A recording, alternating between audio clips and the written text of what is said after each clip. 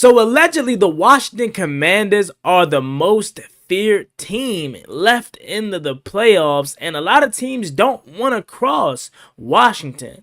And you have Bucky Brooks, a proven NFL analyst, that has Washington's quarterback Jayden Daniels in tier 1 of the playoff quarterbacks that are remaining. Let's talk about it. The way that we live is not for everybody. We're going to run and put our bodies on people in a violent manner. I love the way she move it, shake it on me. When she cry for him, and Shawty is the winner. You can tell that Shawty's You know what time it is. It's time to come out. I love the way she move it, shake it on me. Surprise!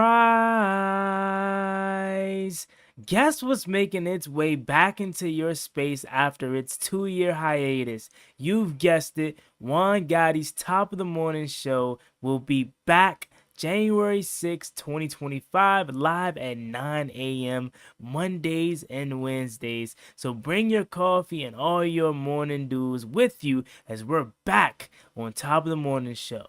See you over there. Top of the morning, top of the morning, top of the morning, top of the morning, top of the morning, top of the morning, top of the morning. Hold on. YouTube, what's going on? It's Juan Gotti here. We have the Washington Commanders video, and in today's video, we're going to discuss just that. Jayden Daniels being in tier 1 of the quarterbacks that are remaining in the playoffs, and Washington Commanders being the most feared team left in the playoffs. So without further ado, let's get straight into today's video. Before we do, make sure you guys go down below, leave a like on this video, subscribe to the channel if you are new, turn on post notifications so you get notified when I upload new videos like this to the channel. We want to roll to 9,000 subscribers, so it'd be greatly appreciated if you haven't reached that goal as soon as possible. Thank you so much. Let's get straight into today's video. So first things first, Washington being the most feared team left in the playoffs, and a lot of these teams don't want to come across Washington. And me being as humble as possible and me just being realistic as possible, I could understand why some teams may feel that way, especially on the NFC side of things. You already had some people believing that the Rams kind of ducked Washington in a sense as to why they benched their starters in week 18, because they knew that their backups not necessarily was capable of winning, and them losing dropped them down to the 4th seed, which means they would, obviously avoid Washington. And I don't want to think like that, but I wouldn't be surprised if that was their philosophy behind it, because Washington is in fact the most feared team in the NFC side of playoffs, in my opinion. And it's not because we're the most talented team, but I think it's for 2 reasons specifically. One, we have the best quarterback in the NFC. Yes, I'm already saying that. And 2, we're the team that has nothing to lose. Everyone around us has expectation. Now, some of the expectation that's put on Washington just comes from their fans, but you look at the media, you look at what a lot of other people's teams expect them to do. They have Super Bowl aspirations, and obviously in-house, and you ask some of the players, of course they're going to say, man, the goal is to win the bowl. But if Washington doesn't end up winning the Super Bowl, then that's not a letdown. This season is already way better than what we could imagine. So I think that plays a big factor in how Washington is going to move in the playoffs. We're going to play free. We're going to play loose. We're going to play like we have nothing to lose but everything to gain, in which we do. You take a look around the rest of the NFC. You look at other teams like Detroit, like Philadelphia, and like Minnesota, just to name a couple. Those teams have true expectations. They expect to go to the NFC Championship. They expect to go to the Super Bowl and win. And if they don't, it's a failed season. It's failure. So I'm not going to say necessarily they're going to put too much pressure on themselves, because they've been in these positions quite often as of late. So they definitely know how to perform. But if they don't perform well in these spots, that could put that could put that team specifically in a place of feeling like they failed, and they could probably over exude themselves and try too hard. We've seen many cases where teams have tried too hard to perform and they just flat out didn't, because they didn't play their specific style of football. Washington has the best quarterback in the NFC. Washington has nothing to lose and everything to gain, and I think our team is just going to be, quite frankly, hard to put out and get rid of. Are we the best team in the NFC? No, not talent-wise. Are we the team? You call yourself a loyal Washington Commanders fan? Well, I want to put that to the test. Can you name this Commanders player by their voice? It's just got a lot of fire behind everybody. It's gonna mean a lot to just a lot of people that's been just sticking along the road. I know I've been here through a lot of tough times and stuff, but this is gonna mean a lot to our progression and what we've been doing. Leave it down below in the comments section who you think that player is, and you're gonna be a shout out in the next video.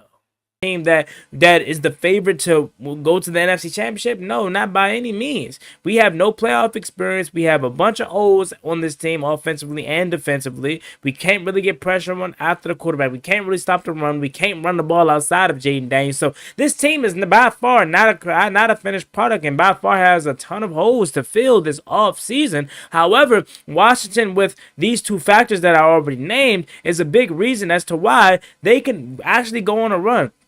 And to be honest with you, I think Washington, if I had to say, is probably behind Philadelphia and Detroit as the better team, best team in the conference. Now, I know you could say Minnesota. You can make a case for Minnesota, and obviously, I rightfully so. But if I had to say, put a ranking out there, I don't think Washington's the best team in the conference, obviously, as I just mentioned, but I do think they're top three. I think they're behind Detroit and Philadelphia, and it really has all to do with how great Jayden Daniels has been this season. He's obviously had the best rookie season of all time. He's obviously shown that he's able to elevate a team and take them to the next level. He's shown that no moment is too big for him. Like, it's that kind of quarterback play that exudes this kind of confidence out of Washington fans that we haven't had in over 30 plus years. I think Washington is going to end up beating the Tampa Bay Buccaneers, and I think whoever they play the division around, whether it's Detroit, whether it's Philadelphia, whoever they play in the second round, which if we win, and more likely than not, Green Bay is going to lose. But again, you never know. Green Bay is going to lose, but they could win, meaning Green Bay will go to Detroit and we will go to Philadelphia. I think we're going to give whoever we play in the division around a run for their money. Now, again, I'm not saying we're going to win the Super Bowl this year because, again, I do think we have a lot of holes to fill, but I do think we're going to be a tough out. Like, after we lose, if we, in fact, don't go to the Super Bowl and win it, you're going to look up and say, hey, I got a ton of respect for this Washington team, and they're going to be very scary in the future. Like, I remember before this season started, I said, man, maybe, 2 years, 3 years from now, we're going to be elite. We're going to be ready to rock and roll. We're going to be ready to compete for a Super Bowl. But Jayden Daniels was so good this year that you can make a case and say Washington is ready to compete for a Super Bowl now. But my honest, realistic take on it is I think next year's the year we're ready to rock and roll to really compete for a Super Bowl. But you can make a strong case and say, hey, don't be surprised if this Washington team comes out of the NFC, because I think we are capable of beating every team in this division, in this conference. Now, again, Detroit is tough, but outside of Detroit, I'm not afraid of them. But outside of those guys, I think we could beat Philly. We already done that in the regular season. I think we could beat Philly. I know they're going to say, oh, we didn't have Jalen Hurts. That's cool. I understand that. But I think we can beat Philly with Jalen Hurts.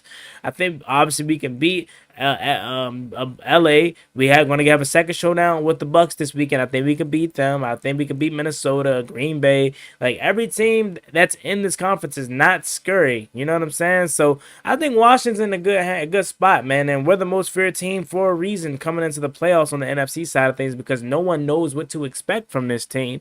And Washington, being the underdogs, being new kids on the block, have everything to play for, and that's going to allow them to play free because they have nothing to represent. They have nothing to play for but everything to gain. And when you play with house money, that's when you're at your best, if you ask me. So that's my take on that. Now, moving on to the last topic of today, we have NFL analyst Bucky Brooks saying Washington's quarterback Jayden Daniels is in the tier 1 of NFL playoff quarterbacks that remain. If you pull up the list and you take a look at the list, actually, you're going to see Washington's quarterback Jayden Daniels is in the same category as Lamar Jackson, Patrick Mahomes, and also Josh Allen. And just, again, quite frankly, just not trying to be, irrational, just realistically speaking, again, that's not a bad take. Like, what have you've seen out of Jayden Daniels this year? Nothing but spectacular things. He was in the MVP race for a season. So that full tier 1 list is Patrick Mahomes,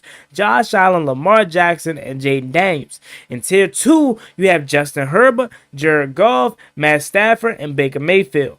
In tier 3, you have Sam Darnold, Jordan Love, and Jalen Hurts. And in tier 4, Russell Wilson, Bo Nix, and CJ Stroud.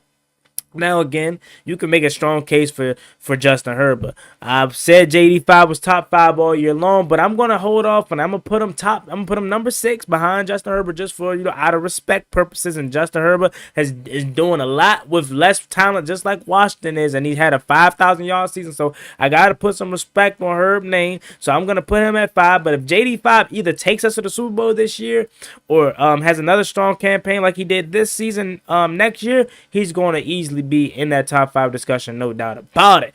As far as the rest of the list, Jalen Hurts being tier 3, a lot of people want to get butthurt by that, but Jalen Hurts, again, is not a guy that elevates his team. He's a guy that has all he needs around him, which I'm not taking no credit away from him, and he makes the plays when they need to be made most. But he's not a guy that is a dude. All these tier 1 guys, you can put their team on their back and they're going to take them to victory. You can't say the same for Justin Herbert. You can't say the same for Jalen Hurts.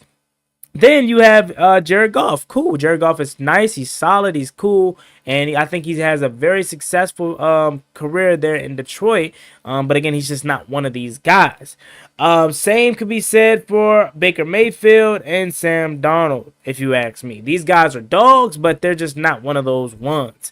Let me know what you guys think about this down below in the comment section. Both of the topics that we discussed today. One, Jayden Daniels being in the tier 1 list with Lamar Jackson, Josh Allen, Patrick Mahomes, and also Washington being the most feared team in the playoffs, and how some teams don't want to come across Washington in the postseason. Leave all your thoughts and comments down below. As always, me and boy Juan Gotti. Like, comment, and subscribe to the channel. Want to roll that 9,000 subscribers. I'd greatly appreciate it if you haven't reached that goal as soon as possible. Thank you so much. I'll see y'all later. Peace.